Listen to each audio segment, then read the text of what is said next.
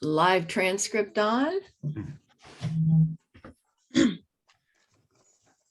All right, well, welcome everybody.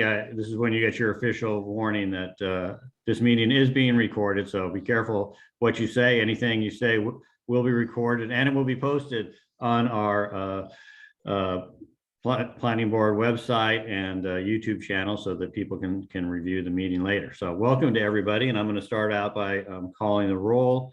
Is Margaret here yet? Not that I see. Not that I see. Okay, Brad. Here, I see Brad. Okay, he's here. Sorry. Corla, you're here. Mandy? Here. Okay, Eva is not here. Don? He's here. He's on mute. Okay. Robert Tripp Jackson? I see you, Robert. Media volume set to 0%. Angela? Here. Tina? Here. Okay, Nicole? Not thinking. Absent. No. Matt? Present. Joe? I'm here. Okay. Sam? Present. Good evening, everyone. Good evening. Paul Webb? Paul's here. I don't know, it looks like he's in Alaska to me, but he's here. I see him. Beautiful picture, Paul. All right. And Margaret just joined, Fred. Margaret. Okay, Margaret, you're here? Okay, perfect. I'll put you down as attending to. Good. All right, so we got 13 out of 15. That's good. Perfect. All right, so with that, everybody's had a chance to see the agenda. Can somebody make a motion to approve the agenda? We need to make one change to that Okay. agenda. Allison Rolfe is the consultant for Monarch Group, so it's not technically her presentation. And Kota Zeiser, oh, sorry, I'll wait till that comes up. Yeah. Well, that's fine. Yeah, no, I was just gonna, I mean, she's gonna sort of lead it, but yes, Monarch Group instead of collaborative land use under the Midway presentation. All right, with that change, are we ready to approve the agenda? So moved. Got a second? Second by Mandy. All those in favor? Raise your hands. Aye. All right, it I'm appears it is passed. Ready to go. Perfect. All right, Mandy circulated the minutes, so hopefully everybody's had a chance to review those. So Mandy, do you want to make a motion to approve the minutes, see if there's any changes? Yes, I will make a motion to approve the minutes. Do I got a second? Second. Don, okay. Is there any questions or comments on the minutes? Mandy, you're great at minutes. You do a great job on those. So, all right, all those in favor of the minutes? Raise your hands. Yes. All right, that passes. And Minutes Joe, approved. yes. Thank you, Joe. All right, board officer reports. I'll start as president. I mean, one of the things that I'm happy to report is that I'm no longer on the San Diego City Redistricting Commission since we finished. Yeah, glad to have that over. That was a successful thing, and I think we represented the beach community as well. So I'm happy about that. As president of Point Loma Planning Board, I'm still very, very happy with the board. You guys, men and women, are both doing a great job. We're very active in the Point Loma community, but we're also active and interactive with the Ocean Beach and Midway people. The leaders of the committees are doing fantastic jobs moving things forward. Traffic and transportation, a great example of that. So, you know, we have election coming up, and hopefully, you know, we'll have people will be willing to run again, and maybe we'll have some new blood that tries to run too. On a personal note, I don't want to talk about it too much, so I don't want to get emotional, but I do want to thank the board for all their support related to Jeffrey and his event. So anyway, I like the orchid that you guys sent. That was very nice. And the only thing embarrassing is it's twice the size and prettier than the orchid I got her, but orchids are her favorite flower. So Tricia was very happy. Okay. And I want to thank Mandy in particular. She's been very supportive. And I was at the hospital with Jeffrey for Valentine's Day. So Mandy organized my Valentine's Day dinner and got our favorite, in one of our favorite restaurants, Little Lion, for us. So instead of getting McDonald's takeout, Tricia was much happier with the Little Lion takeout. So thank you, Mandy. I really, really appreciate that. You're welcome. All right, so that's it for the president. Margaret, you're up, first vice chair. No report. Thank you. Okay, Brad, second vice chair. Anything from you? I don't have anything to add tonight either, Fred. Okay. Corla, treasurer. Yes, no activity, but there will be the fiscal year is coming up end of June. But we still have $1,192.81. Woohoo. And that's it. Perfect. Well, that sounds good. That sounds good. Mandy, any report from the secretary? No, I just want to remind everyone to, if you make a motion, you have to email the completed motion slip to me so that we're in compliance with the city and the charter. So I just want to let you know that. But besides that, that's all I have. Okay. All right.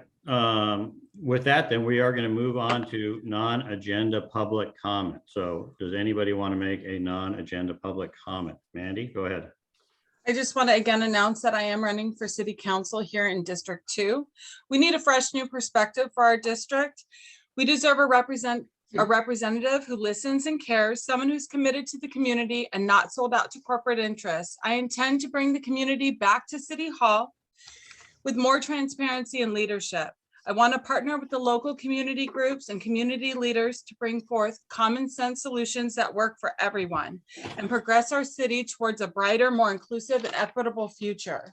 Some of the policies that I'm going to support are protecting our coastal access, maintaining the 30-foot height limit, protecting San Diego residents from predatory housing policies, improving traffic safety and environmental conservation, as well as continuing to partner with community groups rather than with corporations and corporate interests. I'm not going to call you names or ignore you. I'm going to call you back. You can reach me at 619-535-9411 or at my website, mandyhavlick.com. This upcoming 26th on Saturday, February 26th, I'll be having my first coffee with a candidate. I will place the flyer in the chat along with my campaign information. It'll be at Kakawa Coffee over off of Voltaire and Chatsworth from 11 to 1 p.m. I hope you can make it. Thank you. All right. Thank you, Mandy. We wish you the best of luck. Tina, I see your hand up. Did you want to make a non-agenda public comment? No? Okay. No, I'm good. Okay. Does anybody else want to make a non-agenda public comment? I got an email from Jennifer Machado who wanted to speak, but I don't see her in the meeting. I don't see her either. I was looking for her because I wrote her name down. So I'm not sure. She's not here, so. All right, I see Tracy. So why don't we get Tracy, go ahead. Hi, everybody. I'm sorry, I've been kind of MIA with the meetings. I've had other things going on, so I haven't been able to attend. But in my commission, San Diego Commission for Arts and Culture role, I just wanted to remind everyone that the commission meetings, including the committee meetings, are open to the public. There are 3 main meetings. There's actually 4, but there's 3 meetings that happen every single month. If we have something to talk about, there's the regular commission meeting, which is the meeting of all of the commissioners. There's the policy and funding committee, and then there's also a public art committee, and they all happen on Friday. And they're all right now, of course, like everything else, on Zoom. So it makes it really easy to attend all of these meetings. And I would love to see more public involved in these community meetings because it's, San Diego as a whole and not just our little D district area, and it would be really, really great if more people had a say in, some of the public art that's happening in our city.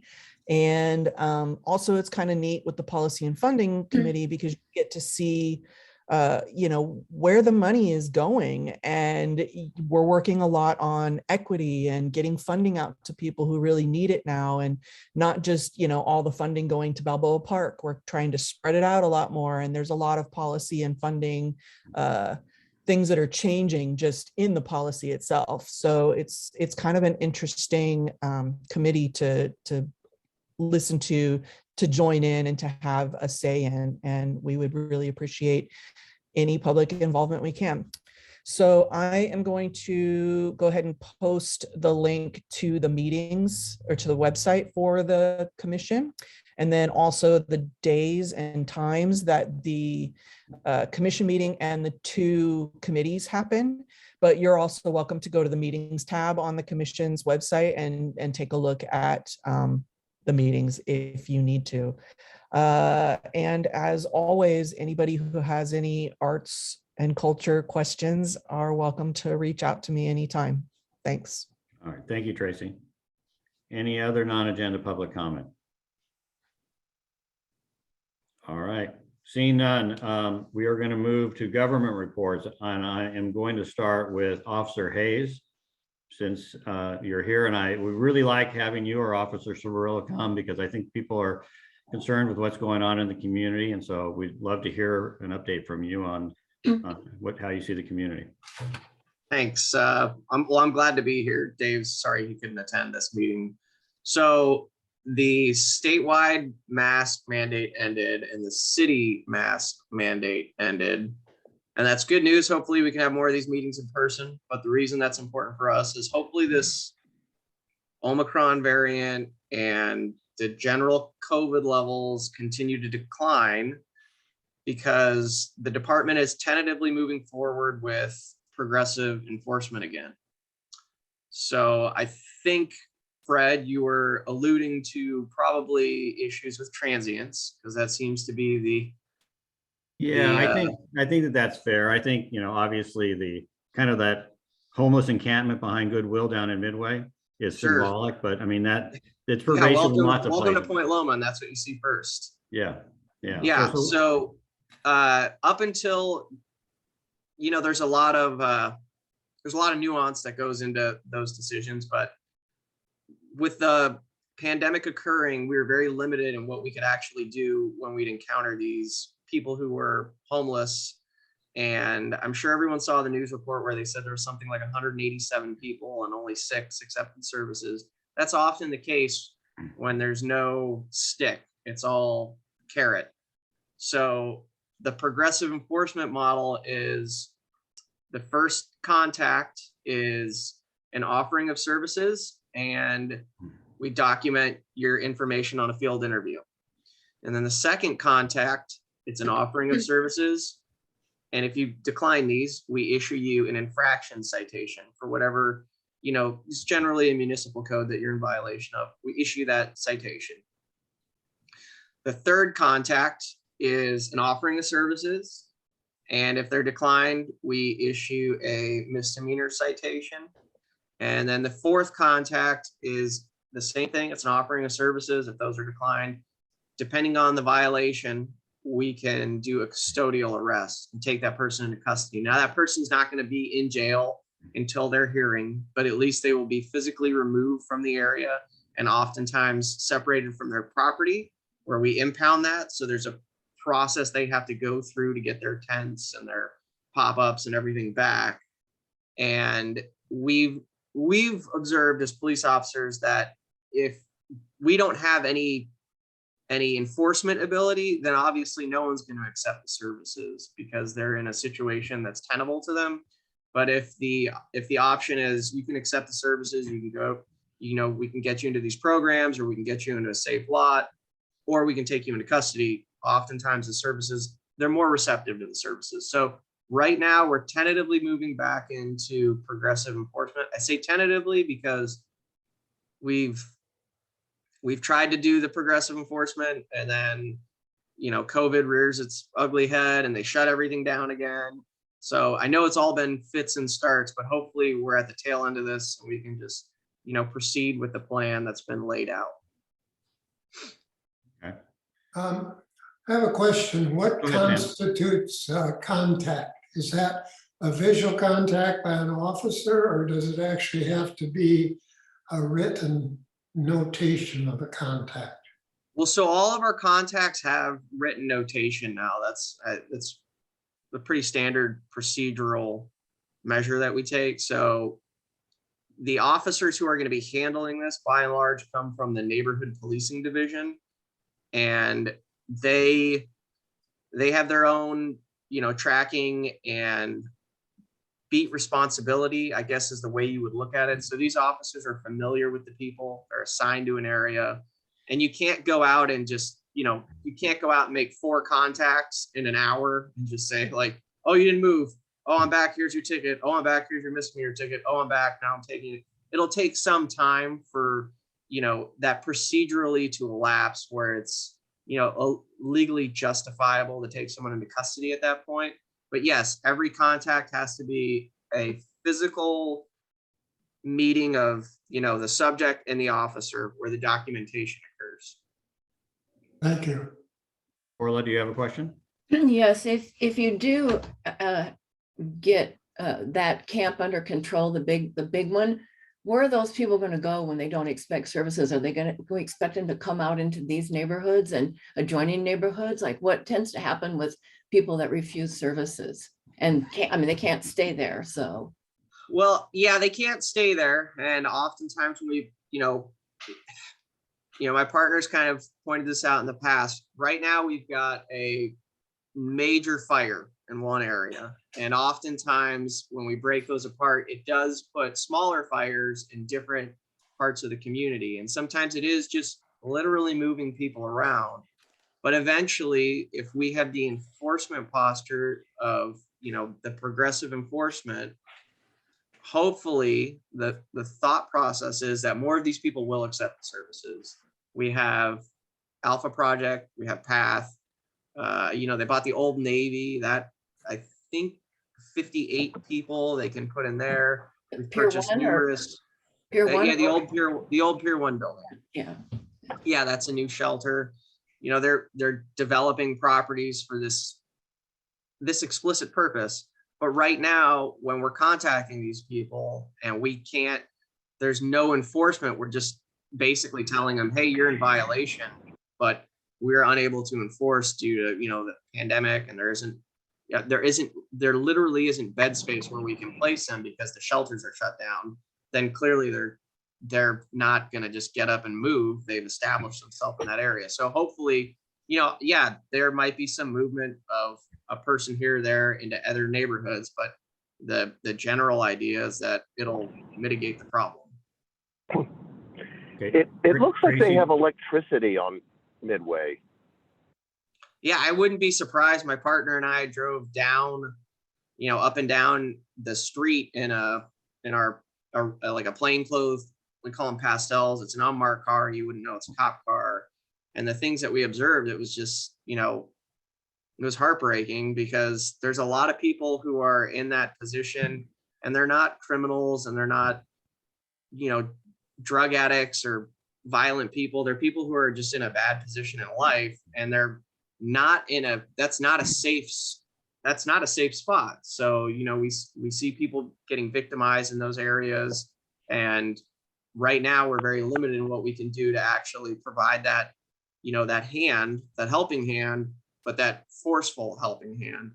So I know that they have had gas generators, and I know that oftentimes they have those battery banks that they'll go and charge up, and those can provide, a significant amount of electricity. Officer Hayes, if I could jump in quickly to the McCona from D2. I know that I was made aware today that some folks living there had been actually tapping into a utility box that belongs to the Navy. I don't know if folks saw on Twitter, there was quite a kerfuffle about fencing going up. The fencing was actually by the Navy, who put fencing around that utility box so it would stop being tampered with. So Yeah. That may have been where you saw the electricity being drawn from too. Absolutely. Okay. Tracy, you've had your hand up for a while. Do you have a question? Yeah, just curiosity. Somebody brought up the point that it's illegal to ask people for their ID now, and they don't have to give you an ID. And I wasn't sure how that plays in, because I Googled it, and apparently it's illegal to ask somebody for their ID unless you're citing them or something. At least that's what Google says. I mean, who knows, right? I mean, who knows? That's incorrect. Oh, okay. So So if we believe you're in violation of the law, we have a procedural right to identify you, especially if there's official enforcement occurring, like a citation, a misdemeanor citation, or an arrest. So if you're in violation of the law, we can lawfully detain you and pursuant to that detention is identification. So. But you can't just walk up to somebody and say, show me your ID, right? You have We've to never been actually able be to, in- no, we've never been able to walk up to someone consensually and demand that they provide their identification. So if you're lawfully detained for any violation, and I'm talking any violation, like simple jaywalking, if you're lawfully detained, at that point, the officer has the right to identify you. If it's consensual contact and he or she approaches you and they ask you, consensual questions and they ask for your ID and you decline, then no, you don't have to. But if you're Okay. lawfully detained for any violation, we have the right to So, ID. so how does that play in when you go and talk to the homeless people? Because I mean, I'm kind of wondering how you track these people through the system if they're not necessarily giving you an ID right away. How do you know that it's the same people or whatever? Well, they are, generally speaking, because they are lawfully detained because in the vast majority of the contacts, they're in violation of some sort of municipal code, whether it's encroachment, illegal lodging, littering, urinating or defecating in public. Those are all still valid municipal codes that we can technically stop you and identify you for and issue you a citation for. But we have a pretty good relationship with, the vast majority of the homeless people. We're not, everybody remembers when we had that huge outbreak of hepatitis, and you didn't see us going through those communities with our riot helmets and our sticks and water cannons. We went in and we were, they're humans, and we treated them like members of the community, and we moved them to safer areas. We cleaned up the streets. So that relationship between, a lot of times people see it and they think, oh, it's so adversarial. And sometimes, yeah, it can be, for sure. It can be that way with anyone in the community. But by and large, the officers from NPD have a pretty good relationship with these people when they start talking to them. All right, well, Officer Hayes, I want to thank you. We have a lot to do tonight, so I appreciate you coming, and we'll invite you again and look forward to seeing you. So thank you. Great. My email's up there. So if anyone had any other questions, it's on the website right under Dave's name. You can just shoot me an email and I'll get back to you. Perfect. Thank you. You're welcome. All right, well, let's turn to District 2. Makana, do you want to give us an update on District 2? Sure. I won't waste, not that it's a waste of time, but talking too much about Midway, because we kind of already hit that, but just know that we're continuing to push for, a balance, threading that needle of outreach and education and service, and then enforcement and abatement to make sure that, it's fair for everybody, but I did want to make sure that y'all knew that our street vending ordinance passed through committee unanimously. And I'll drop a link into the chat where you can see the documents, including the staff report and the draft ordinance.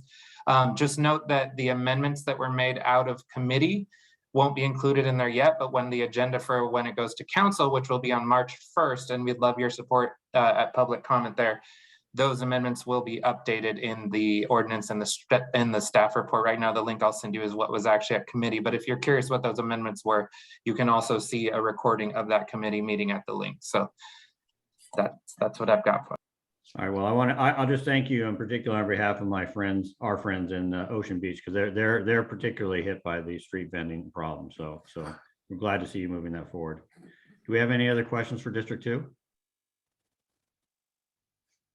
And I'll just add, that one potential thing that would impact this in the beach cities is coastal commission. So if anybody does call in, urging it to not have to go through the full coastal commission process, because for something, as low to the ground or whatever you want to call it, a street vending, we're really pushing on various angles to make sure that the beach cities are treated fairly and that it goes into implementation everywhere at once. So if you've got remarks, that would be great to include.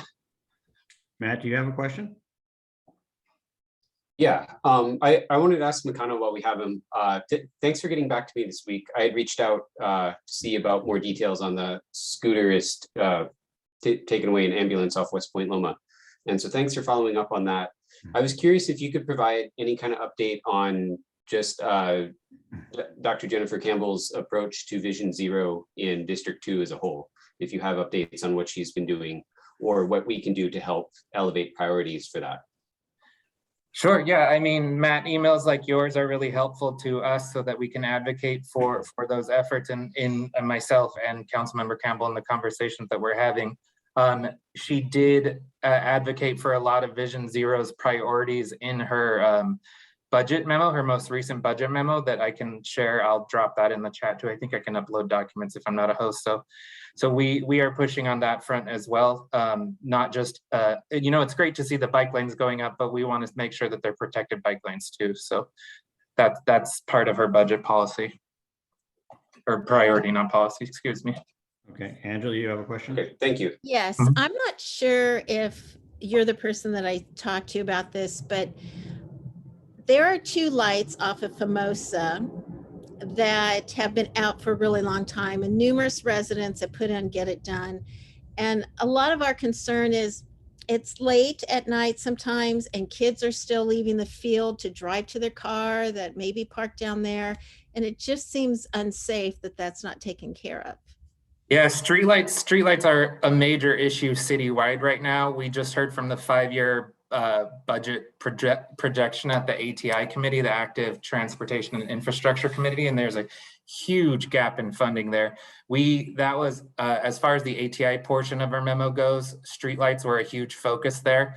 I would really encourage you to reach out to me with the specific streetlights, because I build a list out, and when that list gets multiple requests, and I heard about it a year ago, it's still not fixed, that is what is helpful in getting that to the front. And even though I know that Get It Done can be a little frustrating to interact with, I wish that the language, that pops up like case closed would explain why. It's like, why? Because it got in a line, here's the estimated time.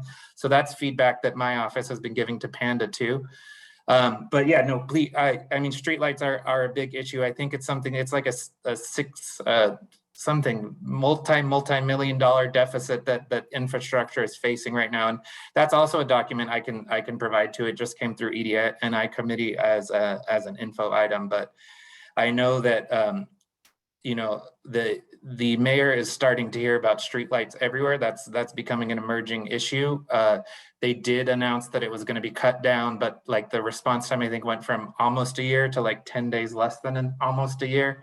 So it's a bit frustrating, but I know right now there are 20 electrical engineers who are trained to replace streetlights. So in our memo, we specifically called out for more positions. And then obviously there's COVID impacts on staffing everywhere. And then beyond that, a lot of our streetlights, the grid that they're on is really old. So rather than being able to change a bulb or fix a pole, it's like Christmas lights. When one go out, it just knocks out a whole grid of them. So as they're going through, it actually requires like some undergrounding and excavation. And so as they're being replaced, they're trying to fix that so that in the future, when that goes out, that won't be the case. So I hear your frustration. I'm frustrated too. I also rep Midway. And so there's like a whole swath of over by the Veterans Village that's been out for like 3 years. So we're continuing to push on that. And like I said, I'm going to drop my email in the chat. So make sure to shoot me an email so that I know specifically which lights are out in your neighborhoods. All right, thank you. Yeah. And I apologize for this weird back bar on my camera. I don't know what's happening. Yeah, that's okay. Well, we're glad you came. So thank you. Thank you. We're gonna move on and keep moving. So we're gonna go statewide. Senator Tony Atkins' office, Cole Reed. Thanks for being here, Cole. Why don't you give us an update, please? Yeah, of course. Thank you for having me, and good evening. I'm going to split my update to 3 little parts tonight. So first, I'm going to start out with Woman of the Year nominations. Every single year, the California State Legislature honors each woman that lives within every assembly district and Senate district. Usually this celebration occurs in March. Unfortunately, due to COVID-19, it won't be like an in-person celebration up in Sacramento, but it'll still be virtual, and women all throughout the state are going to be honored. This year, our office is doing something brand new where we're trying to gather as much input as possible from community members within the 39th Senate District. We want to know which women are doing a lot of amazing work in our community and who also live in the 39th Senate District, and we're trying to gather as much input as we can. Tomorrow is the very last day where you can provide your input, and you'll be able to do so through a link that I'm going to share after my update.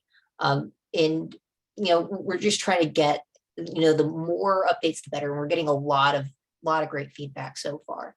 Next update that I have is with early budget items. So most of the budget is still being worked on. Typically, it won't, the final budget won't be signed off until the summer.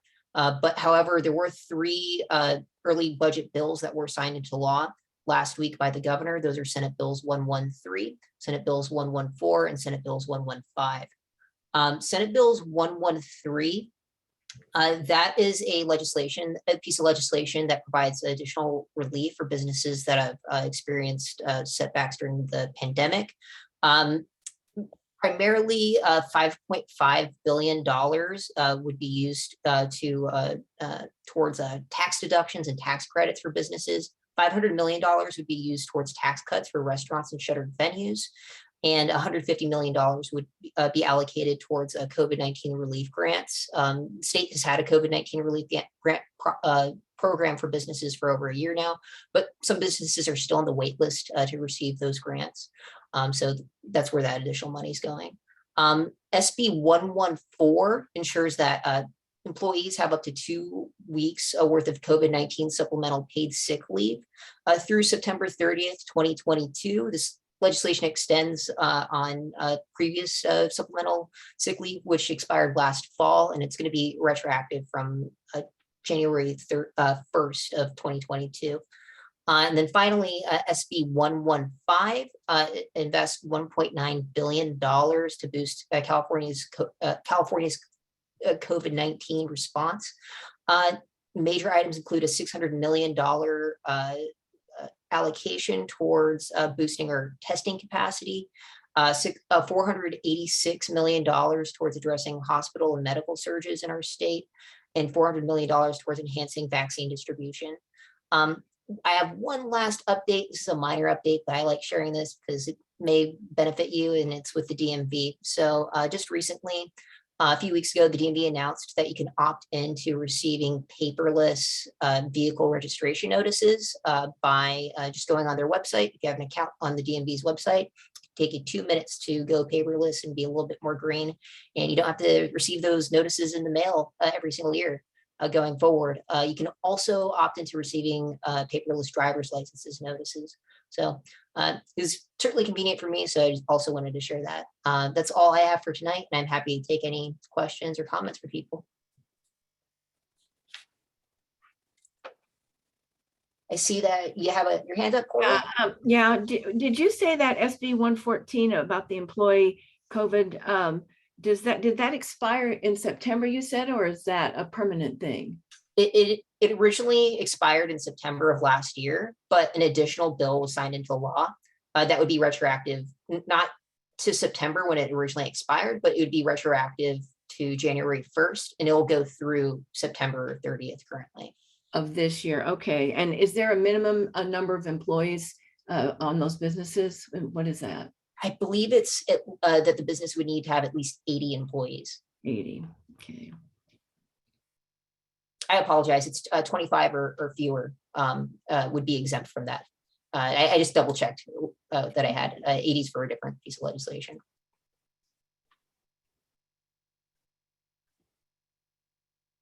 All right, any other questions for Cole? All right, Cole, thank you. Cool, thanks for having me. The Navy's here. The Navy's here. I Muska. saw Muska.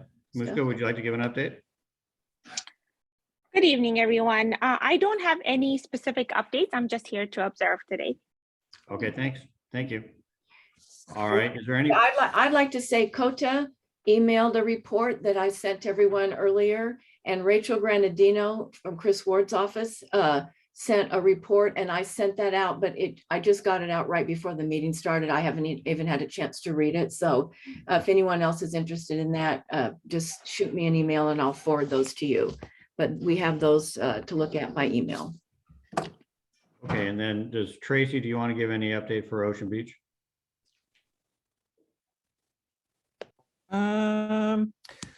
For the planning board, we're going through elections just like you are. So if you guys know anybody, or actually, well, I mean, you can still get on our ballot. You just won't, you can be a write-in on our ballot, but you can't get actually on the ballot. So if you know anybody who wants to run for the Ocean Beach Planning Board, let them know that they still can run. And then elections will happen since we're doing it digitally and because we're getting a lot of pushback to try to, promote and market and, get people more involved, we're actually going to open up our elections for a whole week. So people can do it digitally or, have a chance to mail in or drop off their ballots. So we're giving people a little bit more time instead of just the day of our meetings to vote this year.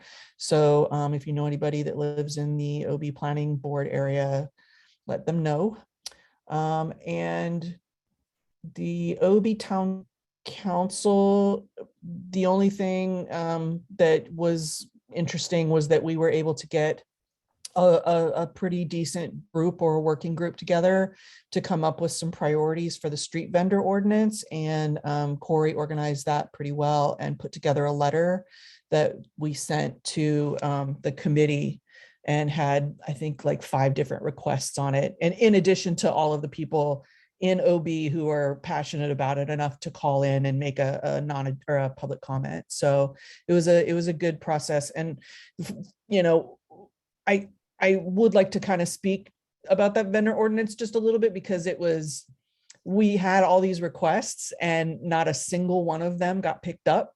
And it seemed like, that was, we all, and a number of groups and people had the same requests. So it was clear that the committee completely ignored all of the, all of the public comment, but, we tried, and we still have another shot. So hopefully Corey, will, if there's more reason to get together and maybe refine our letter or write a different one or something, he'll reach out to the appropriate people in the district.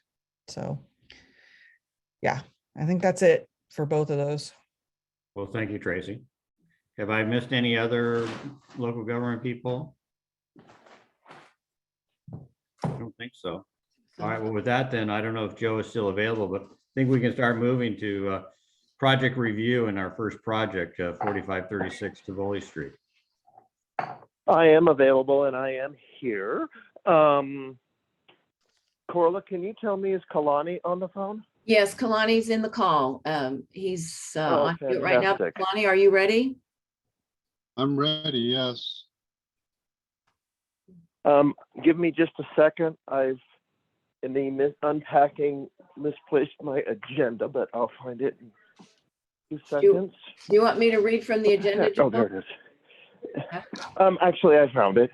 So the first project that we have is, it's an ADU, and Kalani is the owner of ADU Geeks, the architecture firm that does the ADUs. It's at 4536 Tivoli Street. And it's a CDP, and they're taking an existing small garage and creating an existing small ADU out of it. Project Review actually sent Kalani back for 2 months, the purpose of which was to inquire from the owner if they were willing to add a parking space off the alley. But the response that we got was that they really couldn't do that because it's a single lane dirt alley, and it just didn't make sense to create a parking space off of that. So we approved the project unanimously. And with that, Kalani, want to do a quick brief overview? Absolutely. Can I share my screen? Yes. Great. Okay, so here is the site plan off to the right side. Tivoli Street is down here. You've got the main structure in this area, and right behind it is the detached ADU. Let me zoom in just a little bit more. So this first square is the actual garage, and this second portion behind it is what we're planning to extend beyond the existing footprints, making it a total of 484 square foot ADU. And just to put this into perspective, let me scroll over to the right here. Here's the garage in question, which you can see from the street. And if I could zoom out just a little bit. In this top picture, I'm standing on Tivoli Street, and you can see the garage behind it.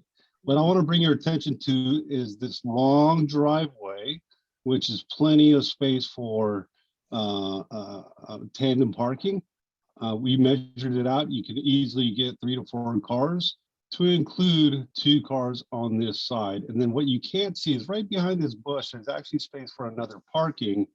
And now that I've said that, I want to show you the site plan again to help put this in a perspective. So here we have the long driveway, and we're showing 2 parking spaces just to help put this in a perspective of what can be done from a parking situation. Now, what Joe was just talking about is, hey, could we put parking in the backyard space, because in the back of the rear property line is an alleyway. And my client and myself at ADU Geeks, we certainly do want to be good neighbors.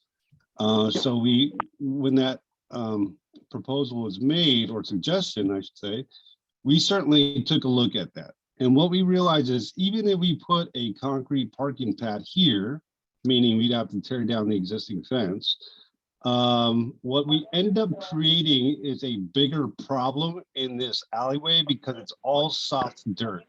And so all it would take is just a little bit of traction from car Hi, Christian. tires. This is Joe Holosic. Hopefully you get that this is my one. Get this. Joe, you're not on mute. And we would just create a mud swamp back here. So we're not opposed to it, but we're going to create more problems than anything. And perhaps I'd put it back on the city to see if we could do something about this alleyway. So as of right now, I went back to the committee and reported back what we just simply couldn't do that. And then we had the discussion, got the approval, and here we are today. Okay, bye.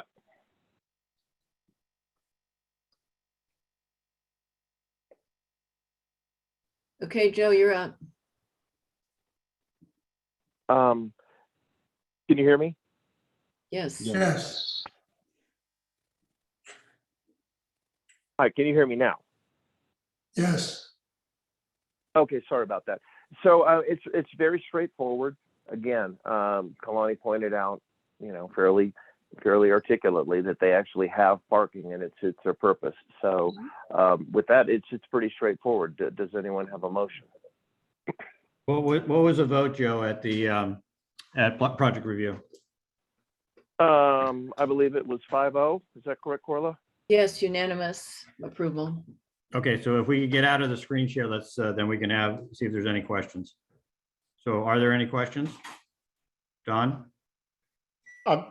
Aside from the parking, would there be any additional people living on this property? Like, well, I mean, is there going to be a unit where maybe a renter or somebody would be living in? So there's going to be a renter in that garage that's soon to be ADU, yes. Thank you. Do we have a motion?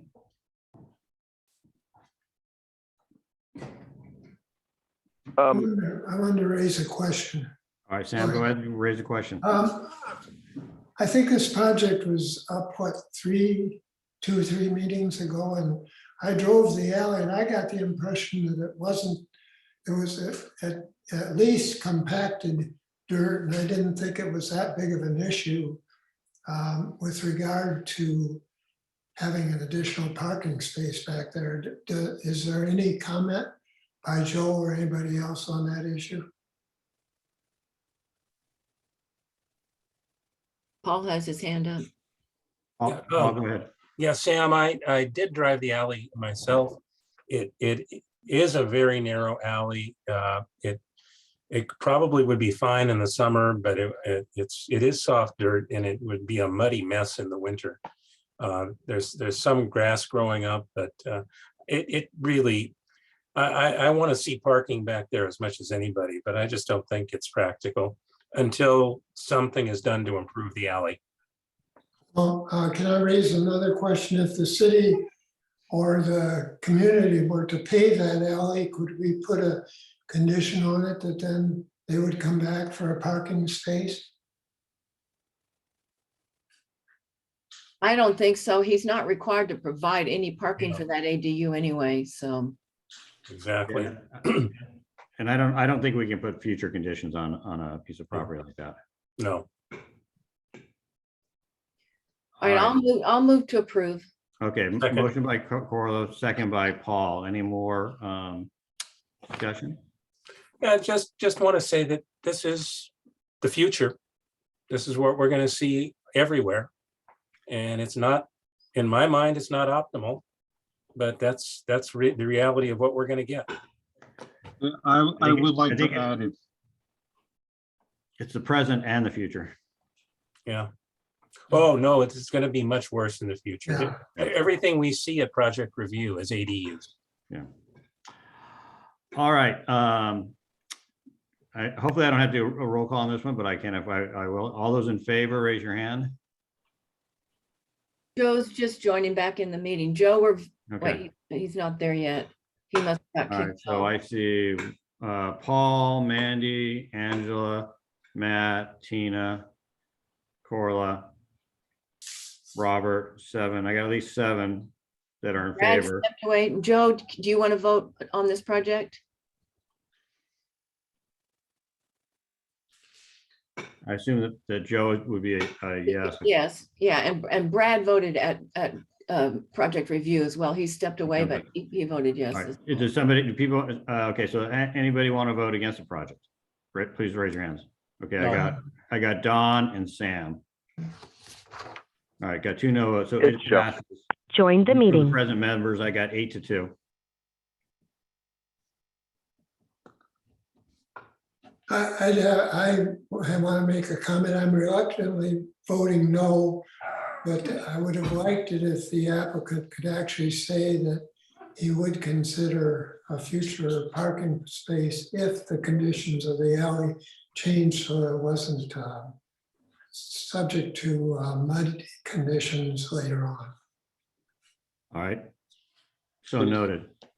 All right, let's go to the next project, which is 4520 Bermuda Avenue. Joe, are you there to present this one?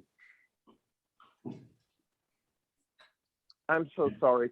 I'm so sorry, Fred. I got cut off just like I predicted might happen. And I didn't hear what happened on the action on that ADU. We counted you as a yes vote. Was that accurate? Yes. Okay, it passed. I think it passed 8-2. Okay, Counting great. you as a yes. Yes. Okay. Okay, so we're having a little technical problem here. Christian just joined the meeting, Joe. Okay, so Dan Talent from my office is having connectivity issues from his home. So Corla, I may need to have you do the screen share if you can. Okay, I can do that. You want to introduce the project? I would love to. Thank you so much. So the next project is also an ADU, and it is at 4520 Bermuda Avenue, and it is a coastal development permit to demolish an existing very small garage that's off a fully improved paved alley, and to build a new 222 square foot carport, a 440 square foot 2-car garage, a 220 square foot storage unit, and an 837 square foot 2nd story ADU. This is a project that is through my office, so I will recuse myself from the vote. But I first met Christian and his wife Ruth Nazarian, I don't know, 6 or 7 years ago, I think. And we did a major remodel on an existing house that they bought that was really a very unattractive house, if I say so. But we turned it into what we think is a very good house, and they love it, and it's got great potential and it's got great views, and it's just a great place. Now the ADU is styled to complement the house. He's got horizontal wood siding on the upper part with stucco on the bottom. It's a fairly contemporary adaptation of some of the housing you see around Point Loma, but it's not really modern per se. And again, this ADU is designed specifically to complement the house. One day, Christian and his wife may move into the house, into the ADU, but for now, they're just sort of going to have it or potentially turn it into a rental unit. But there is no diminution of parking, And so I think it's a good project, but again, I am going to recuse myself from the vote because it is through my office. So here's the site plan on this. And Christian, do you want to, oh, here, Dan, I think Dan's entering right now, but we can. Oh, continue fantastic. this. Yeah, unless he Well, wants. Dan, if he's able, he should screen share with us. Let's see what he can do. Dan, And of course, he went to the link and it was fit for January's meeting. So, you know, what can go wrong does go wrong. Dan, are you with us? Yes, I am. Sorry about that. Perfect. Do you want to screen share? Welcome. I'll get out of this and you can screen share. Actually, time. Thank you, Dan. You can't? I can't access it right now. I've been fighting with this. I'll go back to it. Don't It's all mind, I right. I got it apologize. right here. Can everyone see this? Can you? Just a minute. Oh, I sure. gotta get, I got, just a minute. Give me a sec. Here it is. Okay, I'm on this first site plan area. Got it. So you walk it through and tell me what to do. Sure. We'll just hold there for a second. So I don't know, Joe, did you give any sort of update or brief? Yeah, Dan, I basically just read the particulars of the project. So if you could just show them, please, the site plan, floor plan, and elevations. Okay, perfect. So this is the site plan that's up. The lower shaded area is the existing single family house that we remodeled several years ago. The other shaded rectangle at the top is the actual new ADU over top of the new garage that's getting rebuilt and the additional parking space that we're providing. We're following all the setbacks that's required based on the zone. So we're not challenging anything. We're not challenging the heights of the building or anything that are of any concern. So if we can scroll down to the floor plan on the next page. So this is actually the demo plan. You can see that the garage is being demoed. It's a quasi two-car garage. Really, it fits one car of today's standards. So. Explain why it's quasi, Dan. Yeah, it's not quite wide enough really for two cars to get in there. It really only holds one car. I think many people know in San Diego, these garages that were built long ago just and the pole. The telephone poles around. Correct. Correct. There's a telephone pole, as Corla had highlighted on the screen, almost directly in front of the door, covering about the last 2.5 feet or so of the door opening. So there's no real way to use this. It's the pole's in a unique location, unfortunately. So if we scroll down a little bit, that's the new garage plan right there. We're providing some storage space with a bathroom that'll really be used primarily as a home office with today's, COVID, that everyone's working from home. But when that's over, then it'll be utilized as storage. The garage itself holds 2 cars. And then there's a carport space next to it that you enter from the alley. On the right side is the second floor plan, which is the ADU. It's just a simple 1-bedroom, 1-bath ADU. It's for the homeowners to eventually live in. They're not looking for necessarily a rental income or anything of that nature at this time. So, but it's something they're planning for their future. So you access it from the backyard up that stair to the entry patio, and then you enter into the living room. The kitchen's on the lower right, and then obviously a nice big walk-in closet on the left with the master bedroom. Scrolling down to the next page, please. Thank you, Carla. Simple roof plan. They're looking at potentially solar on the roof to help offset energy costs, but a simple, nothing exotic roof plan. Simple hips and gables. Ceiling plans, lighting, high efficacy LED lighting throughout the house, following all of the Title 24 requirements that are set forth by the code. These are the elevations. You can see on the top left, there's a dashed center line at the top above the building that shows the envelope that we cannot exceed. We're actually lower than that by a few feet. And our plan is to mimic the aesthetic of the existing single-family home that we had redone, which was horizontal siding and some stucco, with some trim and moldings to accentuate the openings and balance the, the massing of the building itself. This lower elevation just showed the stairs coming up to the patio. These are the sections, again, showing that the height of the building is nowhere near the envelope that we're allowed.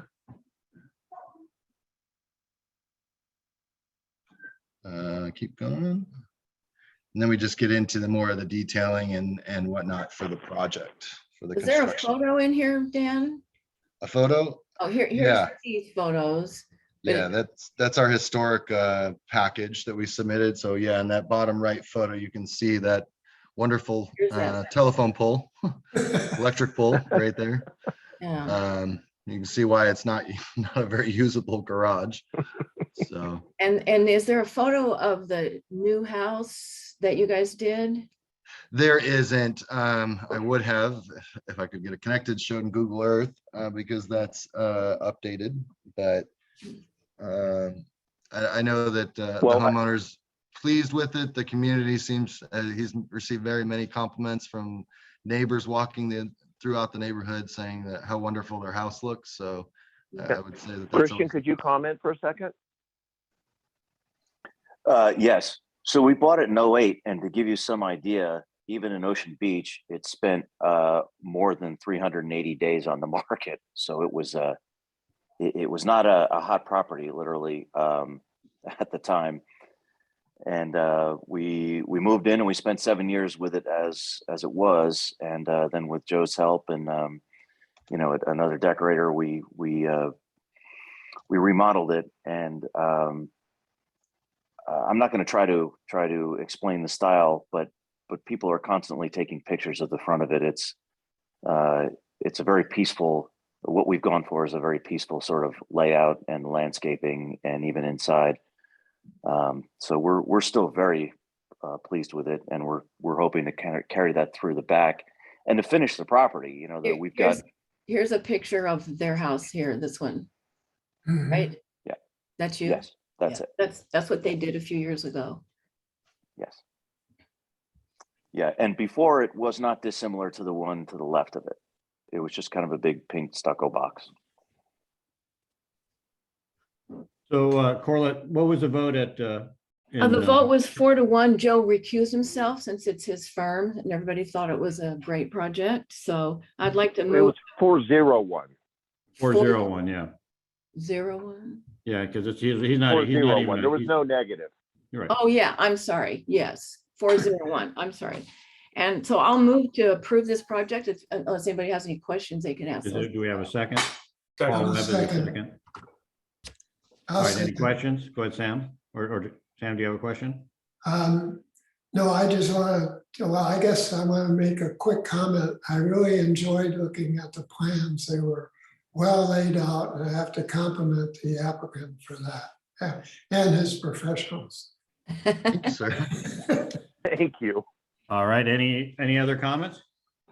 All right, it's time to vote. All those in favor of the project? All right, all the hands I see are all in favor, so any against? All right, looks like it's unanimous. I think that would be a. Well, given the numbers, that would be 12 to nothing. And we're Oh, gonna. no, yeah, I'm an abstention. 12 to 0 and 1 abstention. Yeah. Well, thank you all very much for hearing me out. Sorry, I was having a little technical difficulty, but thank you so much, Corla, for helping me out there. No problem. And I'm sorry I didn't give you more warning. It snuck up. That's okay. Well, thank you guys, everybody. everyone. We like to see projects that are well done, so good job. Well, thank you. Thanks, everyone. All right. Thank you. Good night. All right, we're gonna keep pushing forward. We're gonna go down to informational items, and so Corla, is there any update that we need to know about CPC? Yes. Let's see. I've got notes everywhere. The next meeting, I just got the agenda and I haven't sent it out if anyone's interested. they're going to be discussing the proposed retail cannabis ordinance amendment. We've reached out to someone who presented at CPC who wanted to present to us, but he didn't get back to us. So we're not going to have a presentation on that. But what they want to do, the city wants to remove that 1,000-foot distance from sensitive use areas, which is libraries, schools, churches, and all that kind of stuff. And then I also read the last couple of days, the city also voted to reduce taxes on cannabis businesses. So at CPC, there's always at least 3 or 4 people speaking against cannabis at the beginning of the meetings. So this is going to be a topic, and I think that, I mean, I'm not positive, I can't speak for everyone, but I'd like to ask if this board would go along with what I think. I think they should keep the distance separated, cannabis retail outlets separated from schools and churches and playgrounds and all that. So that's going to be my stance at the meeting. Well, I'm just going to weigh in. Corla and I tried to get it on the agenda because it just doesn't seem to make any common sense to me as to why we need cannabis shops next to our schools. But anyway, Mandy, do you have a question? Hi, everyone. I would agree with Corla. I am a cannabis user myself, just full disclosure, but I do seem to have an issue with the proximity of these retail spots being near children and spaces that children would have visibility. I understand there are access issues and taxation issues that do create obstacles for people to access dispensaries. I would like to see more efforts into storefronts, but I would like to still see that there is a barrier of these types of industries away from our schools and those spaces that were discussed. I was at the Claremont Community Planning Group earlier this week, and there was an individual from that group, and he did make a presentation. Was that William Perno? Yes, yeah, Perno, Michael Perno, I believe. William, yeah. Oh, William, okay, yes. He gave a presentation. And what was interesting is that none of the dispensaries are asking for this. This is something that is being offered by Stephen Whitburn, who is the city council. He is making that recommendation. So I thought that was very interesting that no dispensary is requesting this, and it's going in this policy. So I did want to just share those thoughts, and I would agree personally. Again, I'm very familiar with the product, and I think that we need to keep those distances the same. Thank you. Okay, and then I have one other thing. I emailed everybody the changes that have come out of Joe LaCava's office to 624. And when I first read them, they were talking about an exhibit A and it wasn't there. So it's now attached. It was pretty useless. It wasn't very helpful. I'm looking for a template for when we have to apply for city council recognition. But anyway, they did make some changes. They're still going to allow appointed members. If you term out, they want to keep the 2 years. We have a 1 year, and then you can come back on the board, but the city wants that to be 2 years. And they don't want, they're sticking firm with no attendance requirements to be able to be elected to the board. They did cave on requiring all these planning groups to get a bank account. So they caved on that. So that's a real hardship for a lot of planning groups. We still have to have formal education within 60 days, and they will provide that. There will be no indemnification on Brown Act violations. And we just still don't know what the required planning group documents will be, and we don't exactly know how the application for city council recognition is going to be. They will be discussing this. I don't know if Joe's going to be there Tuesday, but this is also on the agenda for Tuesday's meeting. So, we're still fighting to keep some semblance of normalcy. All right, Corla, thank you for the update. Matt, do you have a question? Yeah, my question was about the cannabis, I guess, kind of distancing requirements.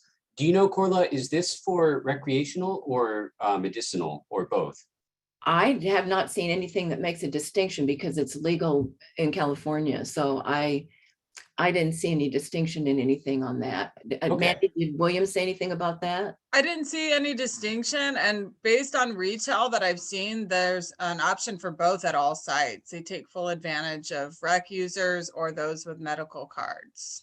So one thing that I was looking up, just out of curiosity, is kind of like a reference point, is like, what is it for our alcohol, or like it's like 1,000 feet. Well, this application I found from it looks like January of this year. It sounds like it's a 600-foot radius from churches, public, private schools, hospitals, parks, welfare district offices, and 100 feet of residential. So I just wanted to toss out there that perhaps feedback you could take to them is like, you could use that as a model if you want to try to bring those two controlled substances into kind of coherence, if that makes sense. I think that's a great recommendation, Matt, personally, because I think it brings continuity for enforcement of all illicit, beverages or items, and it creates that, there's not an additional set of rules for cannabis, just, dispensaries. So I would agree with that. Thank you. Yeah. Yes. All right. All right. Thank you, Corla. All right. I know that we've had a lot of talk about Midway, so we're gonna move to our next item. And so we've had a request by the Monarch Group, and Allison Rolfe is sort of led that request for us. So Allison, I appreciate your follow-up and your persistence with me. And so they're going to give us about a 5-minute presentation on the Monarch Group's proposal for redevelopment of the Midway area, and then we're going to open up to see if anybody has any questions. So I'll turn it over to you, to Allison. If you have any problems with your screen share, let us know, and Corla can help you. And then if you want to quickly introduce your team and then go ahead and make your presentation, that would be great. Thank you so much. In the interest of time, I'm just going to turn it right over to Sarah Kruer. Hi, Chair Cosmo, and everybody. Nice to see you all tonight. Appreciate the opportunity to be here. My name is Sarah Kruer-Jagger. I'm a partner with Monarch Group. So we've got a short presentation on our team, project overview. Is it okay if my colleague Matt shares his screen? We've got a couple slides. Go for it. Okay, great. Thank you. And while Matt's getting that up, I think, we'll run through this quickly, Chair. But I think most importantly, look forward to kind of working with you collaboratively as we move through this. We're still very early on in the process, but looking forward to hearing from all of you. So this is Hometown SD. We're excited to be here. We see an opportunity to raise the bar. This is a once in a generation opportunity to transform public land to address our housing crisis in San Diego. We believe San Diegans deserve a project here at the sports arena property that maximizes the types of housing that we need most, and one that's done and built in an equitable, sustainable, and inclusive way. We believe our city deserves a team with deep local ties, who understands the San Diego community and who can be trusted to deliver on commitments made. So with that, we've got 4 organizations that are the foundation of our team. I represent Monarch Group. We're a multi-generation local business. We bring more than 50 years of experience to this effort. Our partner on the market rate in the middle income housing is Essex Property Trust. We've got Executive Ray Tersini on with us tonight. Essex also brings more than 50 years of experience to this effort, a very large apartment owner here in San Diego, and one of the largest owners in the state with about 60,000 units. Our affordable housing partner is Eden Housing. We've got Executive Andrea Osgood on with us tonight as well. You'll hear from a little bit shortly. Eden is one of California's oldest and most successful nonprofit housing developers. They also bring more than 50 years of experience to this, during which time they've owned and operated, managed about 11,000 affordable rental apartment homes throughout communities in California, including here in San Diego. And finally, our arena development partner is JMI Sports, led by CEO Eric Judson. You're going to hear from him as well briefly. Eric was basically the first hire by the Padres, but successfully led the development of what became Petco Park. And he's also currently overseeing the build out of the new Aztecs Snapdragon Stadium at Mission Valley at SDSU West. Every member of this master developer team possesses a unique business model. We've all been with our companies forever, stable, multi-decade leadership. We all look at things with a very long-term investment horizon. On the housing side for Monarch, Essex, and Eden, building and sustaining thriving, mixed income apartment communities like this, it's really our passion and all that we do. Over the last 50 years, we've entitled, developed, and acquired between our 3 organizations about 20,000 residential units and more than 85 projects here in San Diego alone. And with Eric and JMI, we have the only arena partner who has developed multiple sports and entertainment facilities here in San Diego. In terms of why all that matters, the decision-making isn't going to be dictated by some large corporate hierarchy that's a couple thousand miles away. It's going to be transparent and by the local stakeholders, the folks on this call tonight. We are all intimately involved, very hands-on in this project. It's a very important project for each one of our companies. Next slide. Just briefly, this is an important part of this project, delivering middle-income housing at scale. It's going to require a lot of innovation and creativity. And I think given that we've got an all-star team that we put together of local, state, and national middle-income housing experts, we've got Debbie Ruane here with us tonight, who's going to be a real cornerstone of that effort. Next slide. This is kind of the balance of our team. I think what's important here collectively, we're local, we're women-led. We've got deep relationships in the San Diego community. We've got experts here in finance, land use, community engagement, labor, and on, but with reputations for excellence in getting things done. We've got a long track record together of successfully developing visionary projects like this in partnership with communities and public agencies. Next slide. So this is Hometown SD. Again, we've got a once in a generation opportunity here, I think, to create a San Diego community that's a model for how we tackle the housing crisis and build a world-class destination that's got a distinctive San Diego feel. In doing that, we've got obviously a huge opportunity to catalyze investment in the Midway community. And I think a real responsibility to be a good neighbor to your community and all the other surrounding properties and communities here in this area. Next slide. So this would be precedent setting, what we're proposing. This is kind of just a high level overview. But this is Hometown SD. It's an inclusive community with 3,250 apartment homes. As a part of that, we're committed to delivering here more than 2,000 of those apartment homes as deed restricted, affordable, and middle income housing. So about 62.5% of the total units. By doing that, we have the ability here to serve tens of thousands of San Diego families over the lifetime of this project. And really, I think, create a continuity of housing choices so that local San Diegans can live in the neighborhood and stay in the neighborhood, whether their incomes rise, as their careers take off or become fixed, as retirement occurs. Next slide. Oh, sorry, go back one, Matt, my bad. And just a little bit too on the rendering here from an overall design standpoint. This is a park-centric green community. We've got over 18 acres of open space.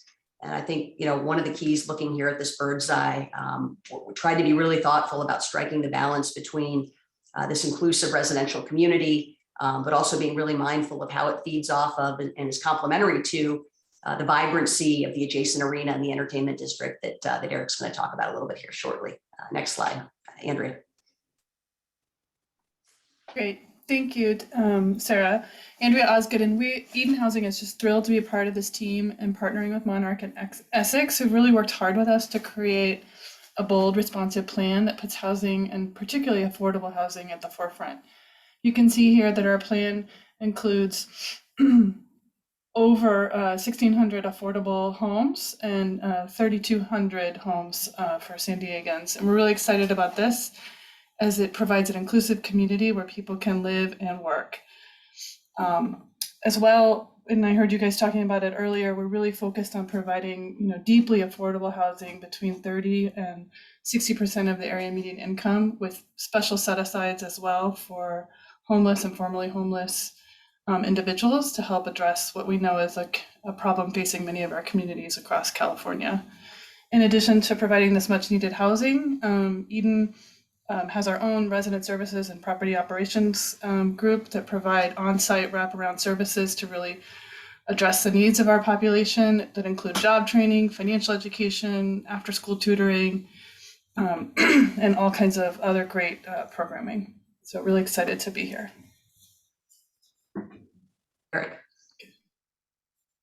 So much, Sarah. And the big part of this, I'm super excited about all the residential components, as Sarah said, a once in a lifetime opportunity. But there is an arena there. There's an arena that's been thriving for a long time. I've been there many times over the years. And that arena is a very important part of our project. You will see, though, that we've moved it further to the east to be closer to public transit, closer to parking that we'll be developing on site, close to the freeway access, and better ingress and egress. We're talking about a 10,000 seat venue. We don't believe that a 15,000 seat venue fits on this property with the type of residential product we're delivering, which is so critically important. And quite frankly, we don't believe that that size of venue is economically feasible. We are not getting an NBA team or an NHL team in San Diego. And in fact, those would need 17 or 18,000 seats, which would eliminate the ability for the vast majority of this residential product. However, we do need a great world-class entertainment venue integrated into the neighborhood, a catalyst for not just development on this site, but the surrounding parcels. So we think a right-sized arena that really serves San Diego's home teams is the right approach.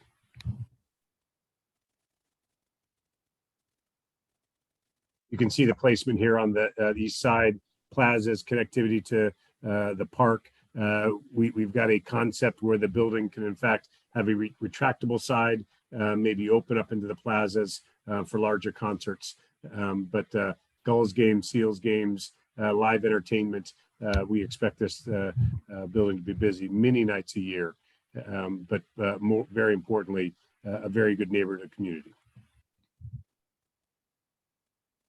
So just going to roll through here quickly, Chair, too, just being mindful of the time, but we saw this bird's eye earlier. Just kind of gives you a better shot. I can move to the next slide, Matt. So this is another rendering. We'd be looking kind of back towards the east, through the park, through a really cool multi-use plaza area that could host concerts and venues, and kind of flows out from the entertainment district. And you can see as well the residential buildings, the terracing, the green. Next slide, Matt. And this is looking back now the other way towards the west, through the park. Really excited here. We've got roughly 10 acres in the heart here between the plaza and the Central Park area, where I think we've got a lot of opportunity for public art and other cultural uses, shutting down the streets for special events, kind of like you see here, but a lot of opportunities in terms of how that gets used and programmed for this community as well as the broader community. And that is it. Thank you so much. And happy to answer questions. Yeah, so if you can get out of the screen share, then I can see people, and I imagine we might have a couple of questions. Sure. All right, I see Mandy, go ahead. Good evening. Thank you for your presentation. I saw, you said 18 acres of open space, and I like that you have, you're saying that you're building housing for homeless, and you're going to have homelessness resources there for those, that portion of the population. But I just want to clarify, are you saying that you're going to replace the arena, or are you just going to reface the arena? Sure, Mandy, thanks. We're going to, so we would demolish the existing arena, and we would build a new arena over on the eastern portion of the site. Okay. And again, the 10,000 capacity would still be with that new arena. Are you intending on keeping the Gulls at that site, or continue on with those contracts, or have they expressed interest in that? Yeah, we've spent time with the Gulls and Seals and talked to the music promoters. Those are critical partners in this project. The Gulls have been an institution. They in fact drive more activity in that building than most. So we would absolutely hope that the Gulls would be a partner. Oh, good to know. And then my final question is, on these renderings, you have quite a few trees. I like the trees in the open space, but I work with several women on the San Diego Urban Forestry Board, and not one of them is willing to put a tree on their roof. And I see several renderings with roofs along the rooftops of trees. And I find that to be maybe not feasible, or it could potentially cause issues within our climate. With having, watering the weight of these trees on the rooftops. I would just highly recommend that you may want to reconsider that. That's my only recommendation, but I do appreciate you being here. Thank you. And I also wanted to say thank you. I do appreciate you coming, and I really did enjoy your presentation. One general question I have, I thought I read in the paper that there was 3 or 4 competing proposals for the site. Have they been chosen, or are you one of the 3 or 4 proposals out there? Sure. So we, Chair, we're one of 5 teams competing. So there are 4 others, and we are basically all of us right now in a kind of negotiation period under surplus lands with the city that will end in early March timeframe. I did have one more question. If the city is not successful with adding the 30-foot, moving the 30-foot height limit from that area, will you still be interested in developing that space minus the buildings above the 30-foot height limit? Sure. I think, Mandy, it's a good question. I think the way we're approaching this, we're here to be a good partner working with the city, but that 30-foot height limit, having that removed is critical to what we're proposing here. Okay, Paul, I see Paul Webb has a question. Go ahead, Paul. Yeah, just a comment on the design. When I look at your plans relative to some of the other proposals that have been put forward, the Central Park area really seems to be insular and walled off from the surrounding community. I really am questioning how inviting that park will be if you don't live in the development. Just a comment. It doesn't need a response. All right, Sam, you got a question? Go ahead. Yes, I wondered what the maximum height of the buildings and the plan will be, and how many buildings will be at the maximum heights, so to speak. Sure. So we've got the residential buildings. There's 13 residential buildings that wrap around the park. So a combination of the affordable, the middle income, and the market rate. All of those buildings top out at about 85 feet.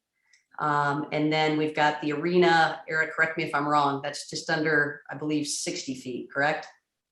It could be higher. The current one's around 75 feet, but we'll be in that range, probably similar to height of the residential buildings. Yeah, and then we've got one marquee building on the eastern side that's a kind of a combination kind of retail, food hall, office, and hotel that tops out at approximately 140 feet. All right, Don, I saw your hand. Do you have a question? Yeah, I had can you hear me? I'm sorry. Again, yeah. Somehow I got muted. We can hear you. Okay. I had the same feeling as Paul Webb, and I'm going to put it in the form of a question. That Central Park seems to be a very good feature. Is you going to try and keep the public out, which the shape seems to suggest, or invite the public in some way? I think it's a great feature for what is now a concrete jungle. And the chair of the Midway Planning Group seems to oppose parks. Will that have any effect on your plans? Sarah, maybe I could take that too. So I was involved, of course, with the development of Petco Park, and it's really hard when you see a rendering that's high up in the air, looking at the scale. There are far more access points to this overall property, to the park, than we can show you in that. So trust me, this is going to be inviting. And I will tell you that some of the best results from Petco are not just the development that we were responsible for, but all of the surrounding development. I think that although to the south we have large concrete big box development, over time that will change and we'll feel strong connectivity. I think to the north, kind of more of an arts district will be very important. We have it very intentionally talked about, not just facing inside to the project, but looking outside. So we need to come back to you and show you just how wide those entry points to the park will be. But the plan has always been to make that an important and integrated part of the entire community, not just our project. Thank you. Perfect. Well, thank you. I want to thank you, Sarah, Eric, and the whole Allison, everybody, all your group. So we appreciate getting some insight on the project. It's an important project. It's there's a lot of overlap between Point Loma and Midway. So thank you. We appreciate you coming, and we wish you the best of luck. Okay, thank you so much Thank for you having for us. having us. Bye-bye. All right, we're going to keep moving, keep us on schedule here. So Don, you're up next to give us an update on the status of the Cannon Street Pocket Park and the Voltaire Bridge project. So you've got the floor, pal. Thank you. So the board approved a letter to the mayor asking for help to bridge the funding gap on the Pocket Park. 3 of us did have a Zoom meeting. Coda Zeiser monitored that for the mayor. Andrew Field, Director of Park and Recreation, spoke to us. It was about a 15 or 20-minute meeting. When we asked Mr. Field about the cost and things of that nature, he begged off. He said that there were questions more appropriate to Public Works, which would be building the park. We've asked Coda Zeiser for a meeting with the engineers if he could arrange that. It's been about 6 weeks, perhaps maybe two months, and Coda has not been able to respond either to emails or voicemails. I hope things are going well for him. It's not indicative of his performance. He's been very responsive in the past, but there's been kind of a vacuum from his office. The other thing is, the biggest question I should tell you is that there's been more than $800,000 in engineering or soft engineering costs. This is for a 3/4 acre park. It doesn't have any buildings, doesn't have any roads, and not a shovelful of dirt has been turned. So maybe there's something that we don't understand, and we're asking to have that conversation, that communication, and find out just what's going on. In terms of the Voltaire Street Bridge, we've raised. Can I jump in on that and help you with that, Don? Yes, when you're please. ready? Yeah. So it's kind of on me, but I've been working with the city through Don's help. He found contacts, Chris Larson and this is Miss Gonzalez, and I've been in contact with them, and they basically explained to me that the way we prepared the drawings, which we did kind of through our office, was not acceptable because they want a stamp from a civil engineer. So I reached out to some contacts and kind of some civil engineers who I work with, and I found one who I have several projects with, and I said, I need a favor. I need you guys to put this on civil engineering. I need your stamp on the drawings, and I need your letterhead, and I need you to format the drawings differently. They're working on that, but they have basically said, we're helping you out here, but you can't also press us on time because everyone's really slammed. So the onus is on me, but we're working on getting it formatted in a template the city can accept. They also referred it to Chris Larson, who is one of the most helpful people in the city of San Diego, and he is, I feel pretty confident he will help us get this approved. Joe, are those comments, are those for the Voltaire Bridge, or are they for the pocket? They're for the Voltaire Bridge. That's called the Voltaire Bridge. I'm sorry, Fred. Yeah, the Voltaire Bridge. So, I kind of got involved with that, what's now been a long time ago, but it's difficult doing things with the city. We submitted, I don't know, a year ago, and it went into some kind of a black hole, and they basically said, we don't know how to do this. You need a PDS number. And we said, well, okay, but we don't have a PDS number. It's the city's own project. So, after about, like Don said, a bunch of emails and phone calls and, just kind of a bunch of runaround, we came to some sort of an understanding of what we need to do. And now we're on the way to doing that. I didn't anticipate this needing to be on civil engineering drawings, and I didn't want to have to get, all these different consultants in charge involved, because we're trying to do this on a shoestring. Yeah, Joe is doing this pro bono, and these are busy times. Just trying to get a stamp from a civil engineer could raise the cost $5,000 or $6,000. Oh, thousands. Yeah. And so I got someone who said, yeah, we'll help you out. But again, who knows what the city's going to come back asking for, but they seem to have, I found someone, they'll do it.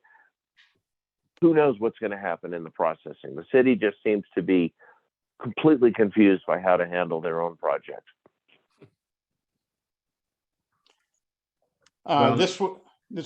The bridge started out as a placemaking ordinance. There was an ordinance that was passed where the community would cooperate with the city in doing something together to improve the neighborhood. The merchants have anteed up the money, were in the neighborhood of the cost.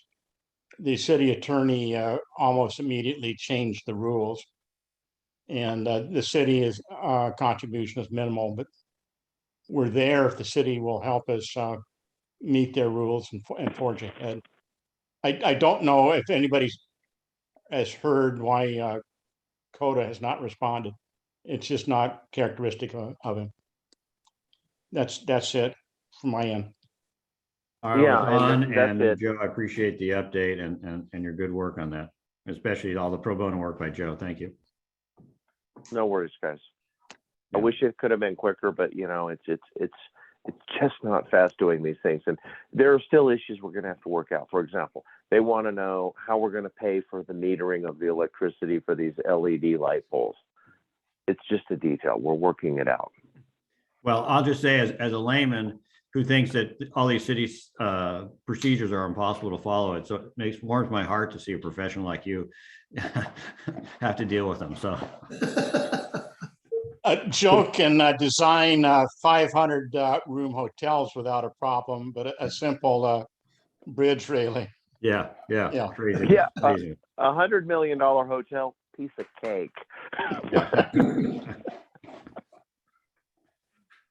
All right. Well, we're going to move on then to our action items, and you know, the big item that's coming up is we're going to have an election in the middle of March, and we formed a committee and we put Angela in charge, and we appreciate Angela volunteering. And I understand the committee has done some good work and has some proposals. So Angela, I'm going to turn the floor over to you. Thank you. So I'm sure all of you have had the opportunity to look through the proposals that we have for the election rules. We have figured, because COVID is not in the same way it was during last year's election, that most of us had thought, instead of having mail-in ballots like last year, we would like to see it, you know, the election occur during that one day, but just extend the hours from 2 to 7, and have a drive-through or a drive-through for those that can print up the election ballots at home, and, you know, come through with their driver's license or whatever proof that they have that they are a business owner or reside there. Or if they don't have access to a printer, we would have the ballots printed up and they could just park and then cast their vote.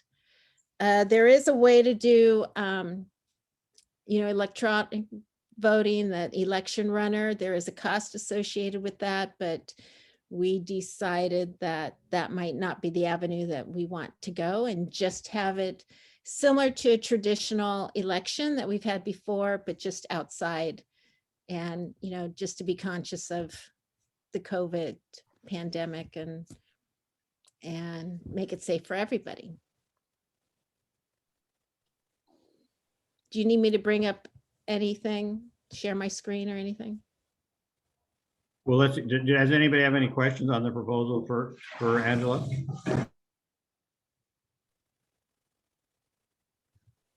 Corla? Yes, the ballot box is in the library room. Are you aware of that? No. Yeah, we have a ballot box in there, and you need to put the ballots in there, and then is it something that can be moved outside? Yes. Okay. Yeah, it sits on the table. Okay. Yeah. I think you guys are real brave to sit out there from 2 to 7. That's a really long time, and we usually have our voting from 4 to 8 as a 4-hour thing. So I think that's a huge burden on your committee, and God bless you for doing it. But that's something that you might reconsider. I also want to talk about the March 2nd deadline. I think for getting applications in, that can be, that's going to be the candidates forum, but I think that's unreasonable because what we found in the past is that people come out of the woodwork at the last minute and people you've never heard of or never seen, and all of a sudden they're submitting their application for board positions. And in previous years, we've had 14 to 18 candidates, and at candidates forum, the applications aren't there yet. Planning groups are in trouble, if you will, with the city as they claim that we're not inclusive. So I think having an application deadline that far ahead doesn't look good. So I believe they used to accept applications, and Fred did this in the past. They used to accept applications right up into the election, but you have to verify those applications and research and blah, blah, blah. So in the last couple of years, we've had it where it was like a couple days before. So whatever's reasonable for your committee, but I think that deadline for applications should be submitted. Also, I want to ask, why are you excluding write-ins? I think write-ins should be allowed, but what's your write-in reasoning? We were basically going off of what was put into place last year, but just changing the dates accordingly, and all, just changing the, instead of having mail-in voting, that was the reason. So I do agree. I think we should, if the committee's willing to move up the date to be closer to the election, but I don't think it needs to be up to the election date. No, exactly. You need time to vet the applications. Absolutely. But it should be, that's what's that 2 weeks ahead or something. I think okay, we could choose a different date on that. And I don't see any reason why you couldn't have write-ins. We get a few. It's not significant, but in a regular election, you can write in. And I think that's the democratic process. And so that's just my feeling. And that's up for discussion. And then your press releases, I don't know exactly where you're going to send them, but I do want to mention the OB Rag and the PLA newsletter.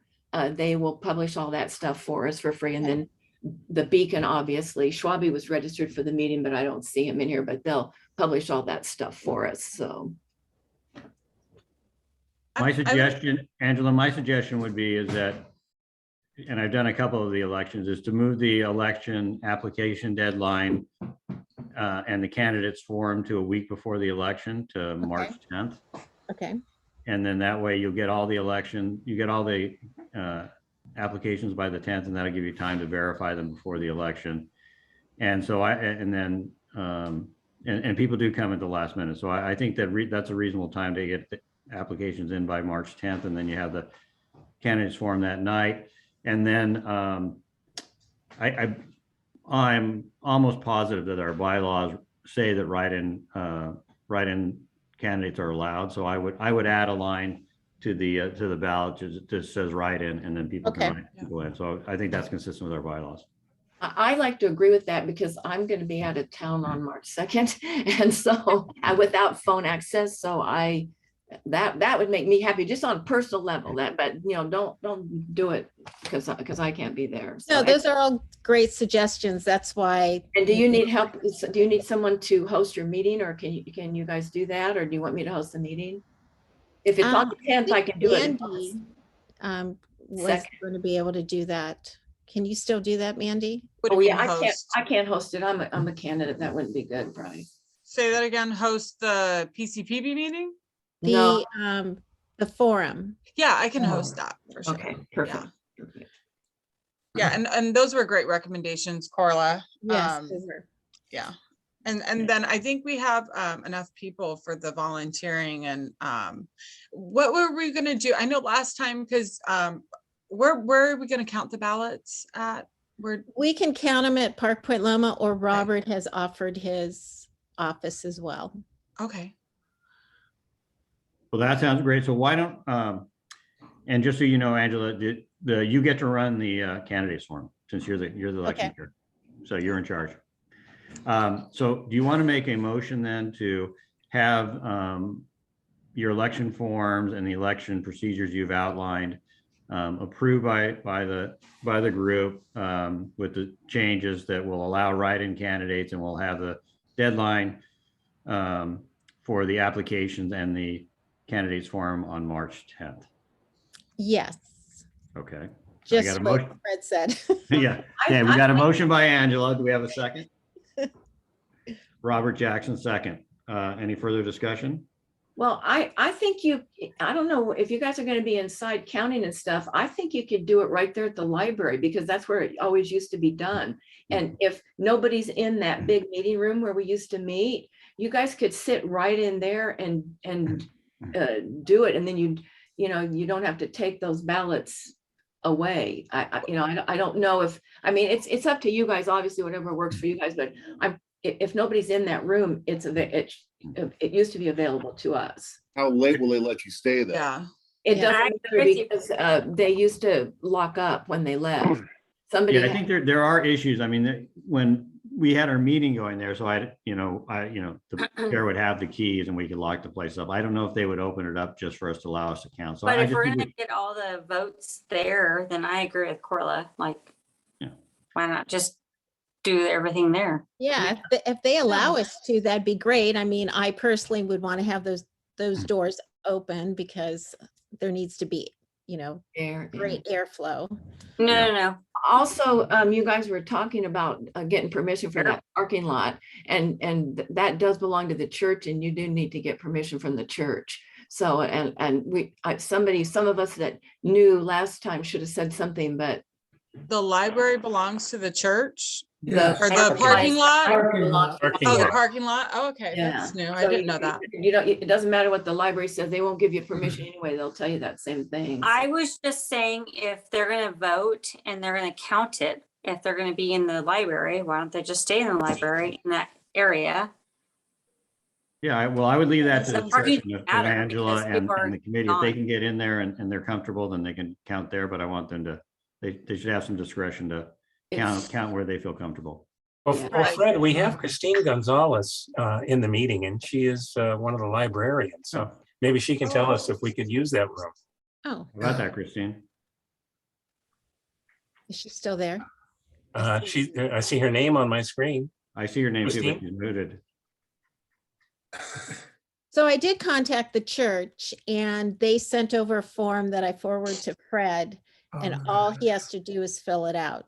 Oh, you guys are so good. Thank you so much. I mean, what a job. I just.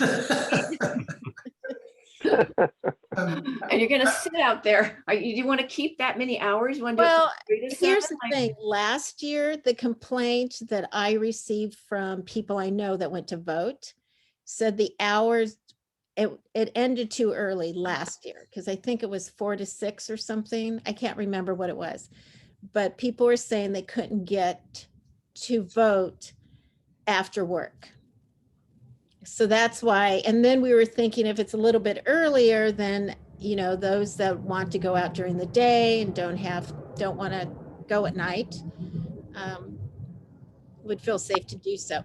The other thing I wanted to bring up is Cameron Havlick would like to become a member of the committee. So do I have to make a motion to have him? I don't want him on that because I'm on it too, and that's a conflict. Oh yeah, I don't think non-board members are allowed to be on. Yeah, I think that's the second thing too. Oh, okay. Grimes is. Yeah. All right. Well, I'm gonna allow Mandy to veto Cameron. Out of here. All right, Sam, do you have a question? Yeah, one thing that I haven't heard, and this may be city law or state or other, what is the requirement for preserving the ballots? Do we have to do this for some period of time?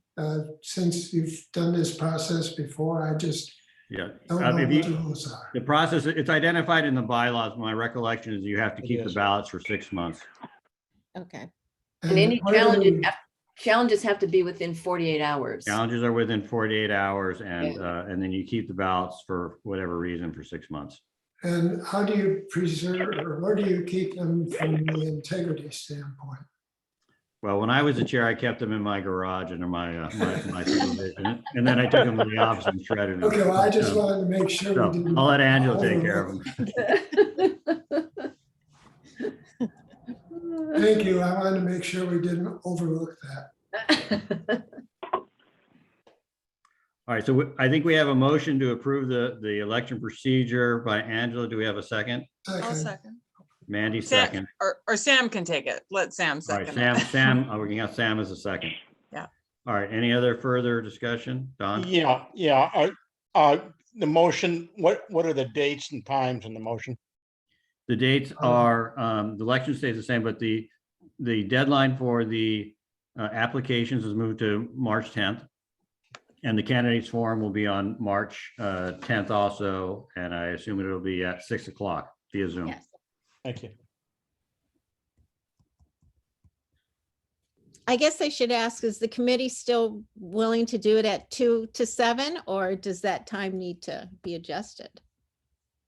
I'm good to go. Okay. I can show up by 3 or 4 when I get out from lab and Okay. stay until 7. Yeah, I'm willing to come as early as I can, probably at the 3 o'clock. Okay, thank you. So have you changed it to 3 to 7 then, or? Before I vote or say anything, what is the actual timeline you guys are saying? They're recommending the 2 to 7 is the, are going to be the hours to 2 to drop 7. off your votes. Still? Okay. 2 p.m. to 7 p.m. Yes. Correct. Yes. Okay. All right, time to vote. Okay, all those in favor of the election procedures, raise your hand. Aye. I see. Fred Josie, yes. Okay. 1, Don, 2, yes. 3, 4, 5, 6, 7, 8, 9. I got 10. I got 10 yeses. Any noes? Well, you have 12. I don't think everybody's still here. So it looks like. Oh, I'm sorry. I'm so sorry. I think it's 11 to 0. 11 to 0 it passes. Thank you. Just like everyone. Angela, and thank you for doing it. It's a big Thank you job. guys so much. Yeah, thank you, Angela. Wow. It's You're huge. welcome. Thanks for your guidance. I just have everybody. one It's new. request. Can you please send out what you're requiring everybody to do? I will. In an make- email, I meant. Yeah, I will make the changes and then resend to everybody. And I'll fill out the form and send it to you. Yeah, thanks. Just so people know, you know. Thank you. All right. All right, Mandy, we've got All right. your part of the agenda. We've got a letter from the parking committee requesting the installation of no parking signs and regulations on Sunset Cliffs Boulevard. You want to tell us about that? Yes, this was an item that came up before the Traffic and Transportation.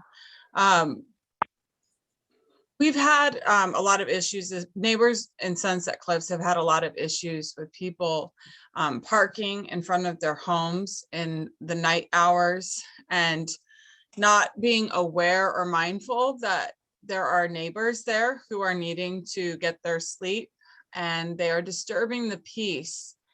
And the neighbor, his name is Glenn Volk. He lives off Sunset Cliffs at the very end in between Carmelo and Ladera. And you'll probably notice his property if you drive that area. He's got these floodlights that go out into the, to the west. And he has requested that we ask for no parking signs to be installed along the along Sunset Cliffs all the way up to Ladera, to the entrance of the park, to enforce parking from 10 p.m. at night to 4 a.m. in the morning, to allow for there to be a break in the noise and the issues that he's experiencing there.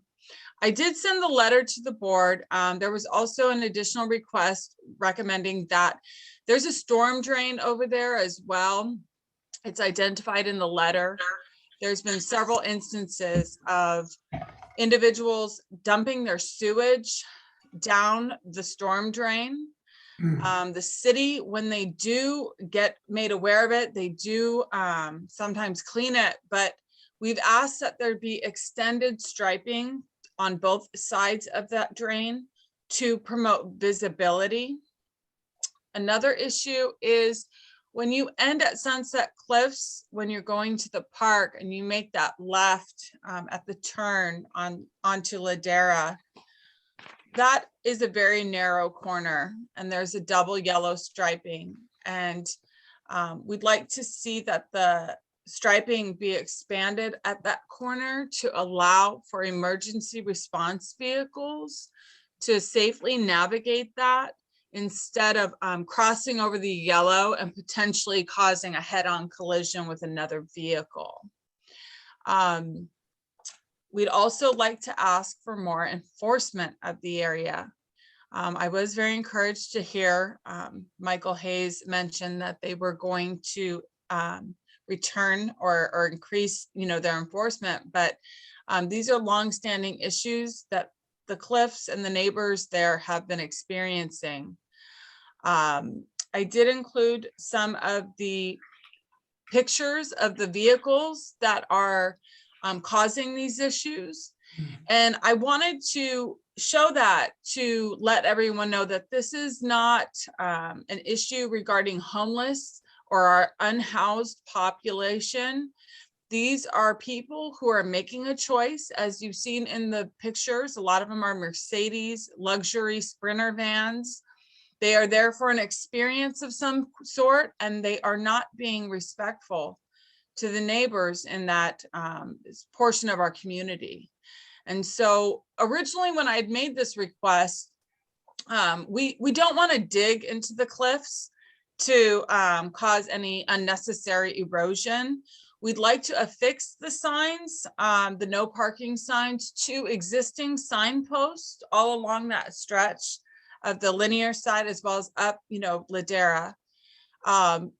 Even though it is a parking restriction, it will still need to be considered by the Coastal Commission.